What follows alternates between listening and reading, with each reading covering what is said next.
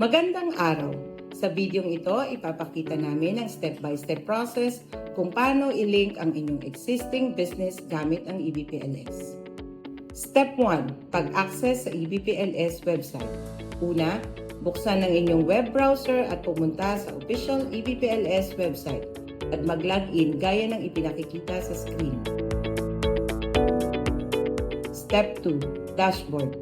Kapag naka-login na, sa dashboard makikita ang link existing business.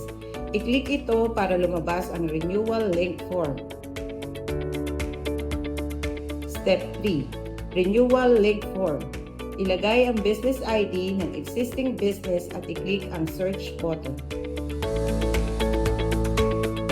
Step 4. Paglalagay ng business information. Lalabas ang beripikadong business information pag tamang nilagay na business ID. Dito makikita kung active or inactive ang business. Step 5. Pag-upload ng requirements.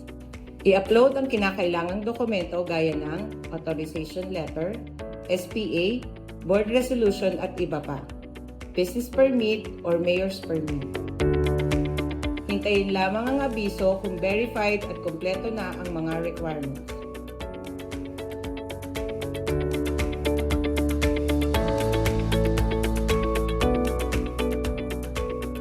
At iyan ang proseso ng pag-link ng existing business gamit ang EBPLS. Para sa karagdagang katanungan, maaaring makipag-ugnayan sa Business Permit, Licensing and Inspection section.